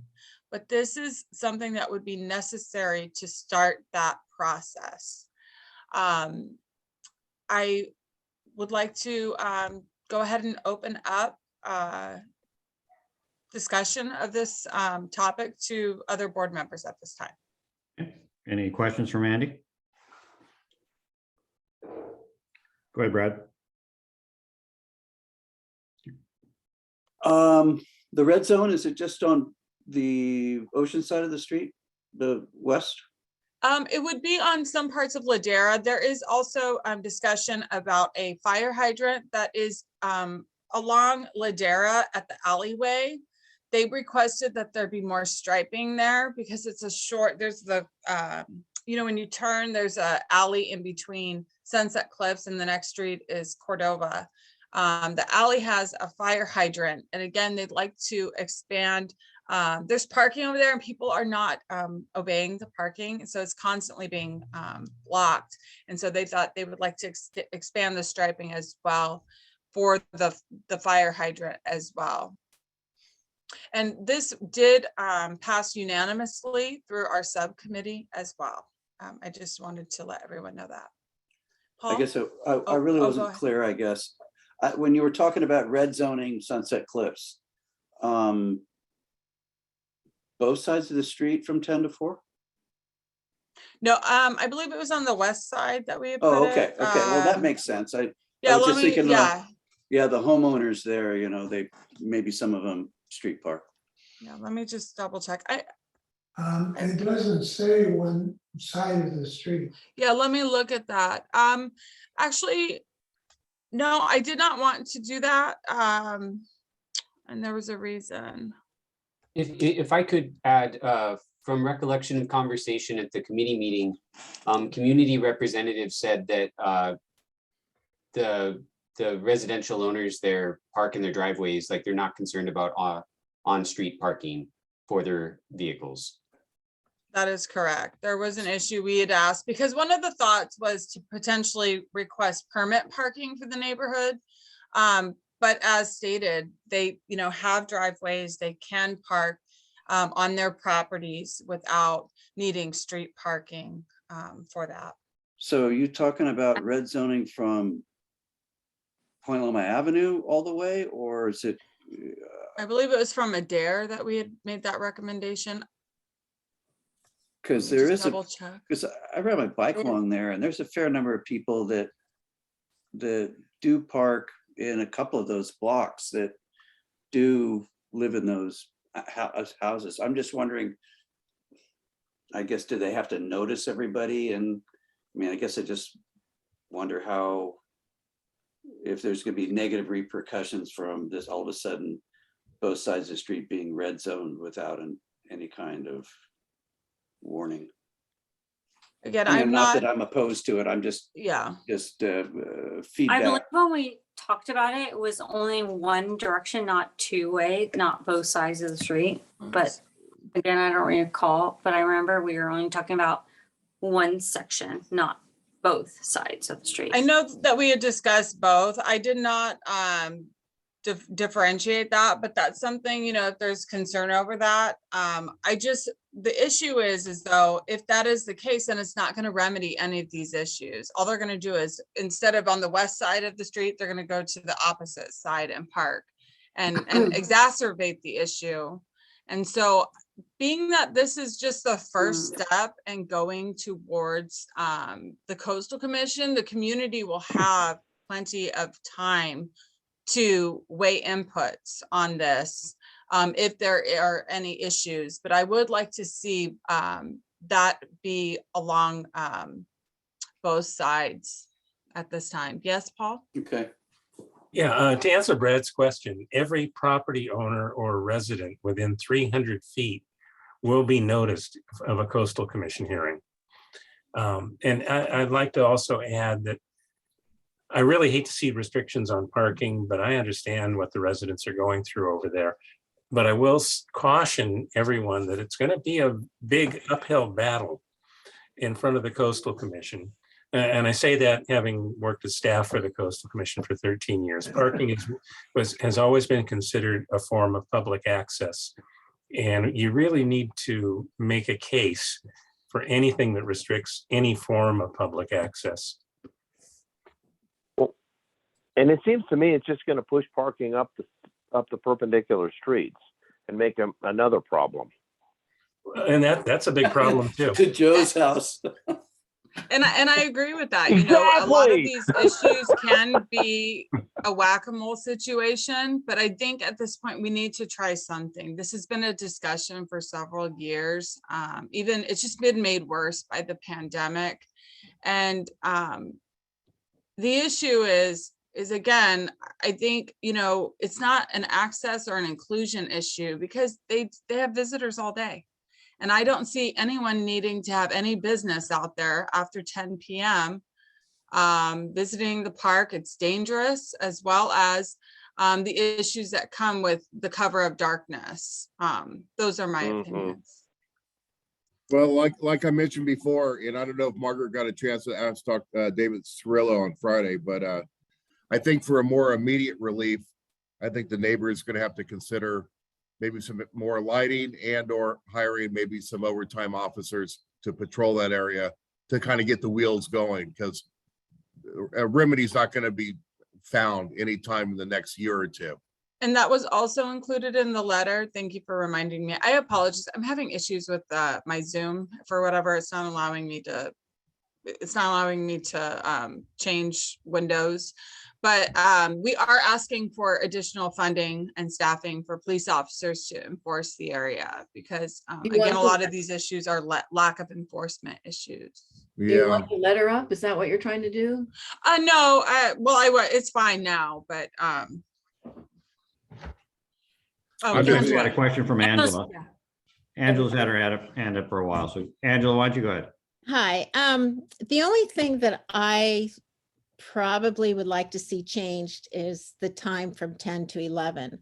I was thinking about that after the meeting, and I just know from when I grew up in Point Loma and going to the cliffs, there's that curfew, where if you're under 18, you have to be home by 11 o'clock.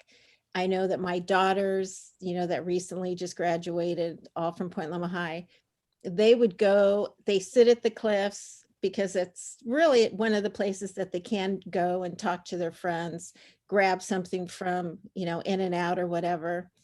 And, you know, unfortunately, there are those that cause the issues. And then there are those kids that have grown up around Point Loma that don't have the issues there. So that's the only thing I, you know, would like to see change, but it's I whatever. concur. I would just say that, I mean, when I read the I letter, I sort agree. of thought the same thing, because it's kind of like their curfew at the airport. I think that Yeah. starts at 11 too, so that seems I to would be be fine if I'm everyone okay. is fine. Oh, is someone speaking? Tina, go ahead. It's okay. I'm gonna probably say the same thing you guys are all saying, so I'll shut Yeah, up. I would be fine with changing it to 11. Again, you know, I'm just trying to bring a tool that the neighbors can use. In addition, we've also are asking the city to add the blue and white municipal regulation rules and regulation signs. We'd also like to adhere those to the existing signage, just again to educate the visitors to the park and the community of what the rules are in the park and you know, along that area. When Orla, you do you talk have a about question? that overnight parking sign, you mean no overnight parking? Is that what you're talking about? Sign? I was talking about the city municipal code sign originally, but earlier I was willing to accept the recommendation if everyone agreed. Instead of 10 p.m., we could move it to 11 p.m. to allow it to match the Well, curfew. Shelter Island has a no parking hours all along there, and it's a city ordinance. I don't know what those hours and what that is. Is that something different because it's port property? I believe it is, but again, I believe it has to just go through the approval process, and this is what's starting. And it would next go to the coastal So my commission. next question is, Can I just jump in, Corla? Yeah. The Shelter Island is Port of San Diego, and they have their own rules and their own enforcement. They enforce it. and let me ask you, so all these dots on this little map, you're proposing red striping, no parking at all, or just restricted to certain hour parking? The red striping, the line, the solid line that you see along Sunset Cliffs and Ladera would designate where the striping would be. And again, with the red zone, there would be no parking there. But in addition, there would be a request to install on the existing signs, the municipal rules and regulation, and a no parking sign along Sunset Cliffs and Ladera to to ask that people don't park out there. So is during that those what hours. those dots are where you want the signs, the red? Yeah, along the thing. They're not very specific. There's a lot of Okay. dots there, but it would Okay, it's got just it. kind of giving a visual of what it would I have kind one of other question. Is it those RVs that are dumping in down the drains? Is that what? Yeah, what's happening? they are. Oh, They are, and they're also dumping. You can see pictures. Our trash, the trash there is not even being picked up entirely by the city. They have increased, resources out there to pick up the trash, but because you see like these big hefty trash bags that they empty out all of their items into the receptacle, and it completely bogs it down. And unfortunately, it ends up in our ocean. That beach down there is called Garbage Beach for a reason. And I think more enforcement of that would help remedy some of those issues. Thank you, Mandy. All right, so Mandy, do you want to make a motion? Tina, did you have something to say? You had your hand raised. I did, but it's not really that important. I was agreeing with Paul, like, on the Port Authority? yes. Okay, At the same time, I agree with him. At the same time, I'm gonna endorse Angela also, because I want to make that a point that we need to come together and realize that, I don't know. I just feel like what you're saying is true, Okay, well, I'd like to make a motion to approve the letter with the change that the hours be changed from 10 to 11, so that it would be, the restriction would start at 11. And then keep everything as is. Okay, do we have a second? Brad, I can see a second from Brad. All right, do we have any further discussion? All right, all those in favor of approving the letter, raise your hands. Got Corla. Joe, yes. Joe, Don, Angela, Brad, Sam, Paul, Mandy, so that looks like unanimous. So I think that is 11-0. You got 11 zip there. Well, I do appreciate the inputs and the support. Thank you for all of the discussion. I have the next item as well. We have a letter of support recommending funding for Sunset Cliffs Natural Park Council. We have Ann Swanson here from the Sunset Cliffs Natural Park. I'd like to open the floor to her. Thank you, Ann, for being here. She's, again, she's a part of the executive board of the Sunset Cliffs Natural Park Council. And I'd like her just high level explain what you're asking the board for. So, and before we do that, I just want to also say that I know Don already knows this, but Ann's been a wonderful person protecting the park. So, Ann, and we appreciate your patience tonight, and you're welcome here. So the floor is now yours. You're on mute though. Yeah, unmute. Okay. Well, thank you. Staff, Park and Rec staff has actually asked for $1,095,000 to go toward the drainage project in the hillside section of Sunset Cliffs Natural Park. So they are asking for support for that recommendation. The money is coming from the Regional Park Improvement Fund, which is actually TOT money for Mission Bay facilities. So we are delighted that staff is wanting this money, is ready to move forward. Rick Engineering has been working for the last 5 years on drainage, and this money is needed to finish the design phase for the drainage in the hillside section. So we're delighted that they're moving forward at last. We're really pleased, and we would very much appreciate your support. Thank you, Ann. All right, so I will open it up to see if people have questions. I will just say that my own personal opinion is, obviously erosion is a huge problem with the park, and anything we can do to stop that and save the park is, I think, is a good thing. But that's just one person's opinion. So anyway, Mandy, you're in charge. Any questions for Mandy? You want to make Don? Yeah, I'd like to make a motion to approve the letter as is to support Sunset Cliffs Natural Park Council in receiving the funding as Ann spoke about. Do we have a second? I'll second. All right, Don, a second. Do we have any comments or discussion? Go ahead, Don. Yeah, this came up at the last minute, so it didn't have time to go through the committee. And the park council is hopeful that we will support this. And the budget item needs to be approved before March 17th, as I understand it. Yes. So it can't be delayed. I really support this. Any further discussion? All right, I'll call for the vote. All those in favor of the letter, raise your hand. Joe, yes. All right, looks like any opposed? All right, you got 2 11-0s tonight, Mandy. Yay. Happy New congrats. Year.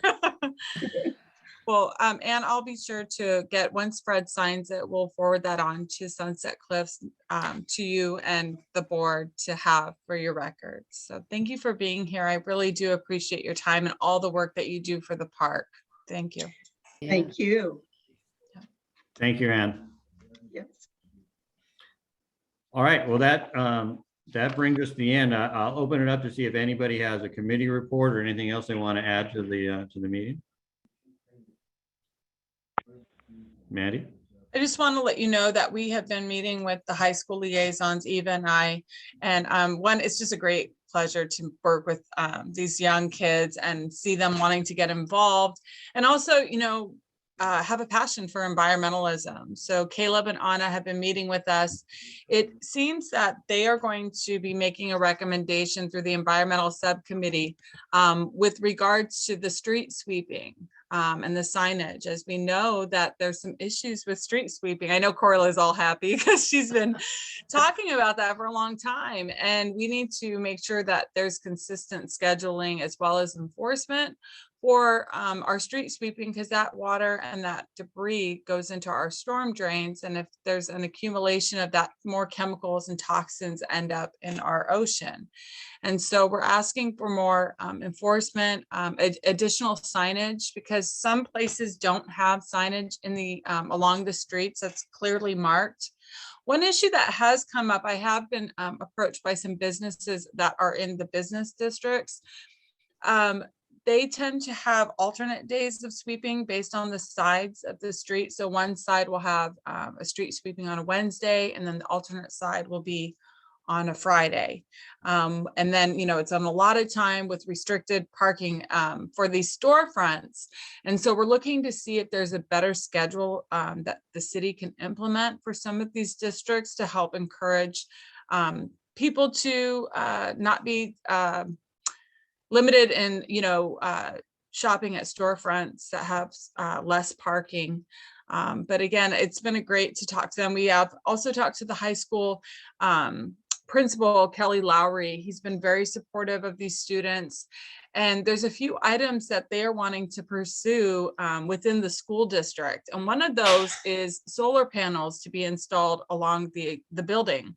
I was encouraged to talk to him, and he said that with the renovation project that's going on at the high school right now, they are going to be putting in solar panels in the parking lot. Very similar to what you see at the Correa Sports Complex over here by Famosa. So there will be solar panels there, but they, and also there's going to be, I believe, 10 electric vehicle charging stations that will be at that site as well.